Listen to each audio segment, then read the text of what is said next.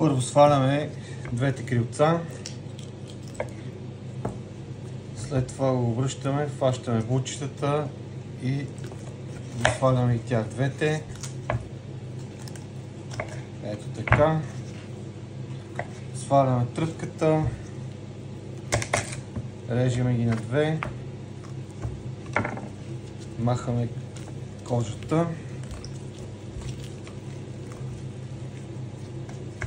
за да може да свалим филето. Отваряме от едната страна малко, обръщаме, отваряме от другата и изтърпваме лекичко. Ето така. И накрая сваляме двете бонфиленца. Ето ги, едното и другото. След това сваляме гръбчето. Така. След което го почистваме от едната и от другата страна.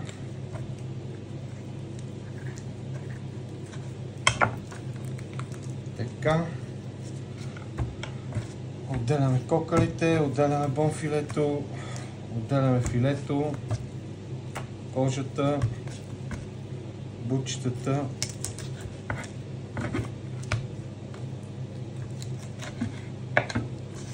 Ги разделяме на горно и долно. Махаме гръбчето. Това ги разделяме на горно и долно. Крилцата. Така.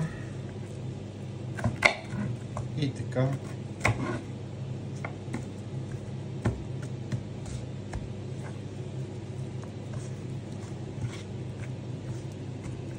Така.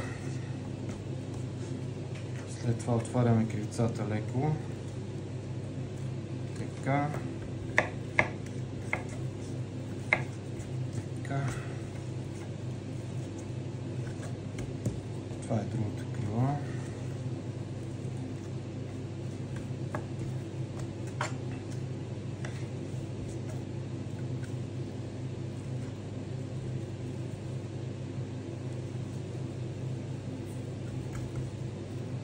Тук правим една малка пържолка.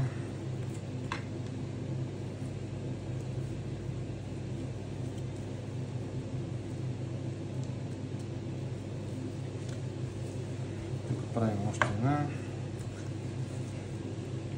Разпустяваме бучетата.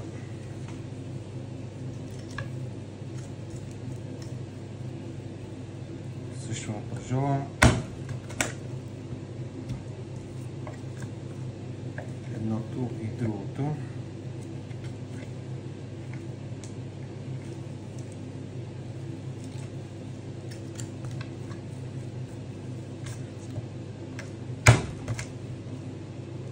Ги.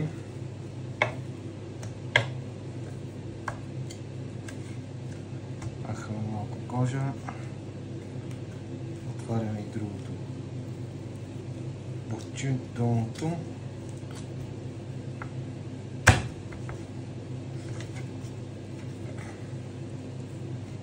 Става още една пържола. Махаме кожата.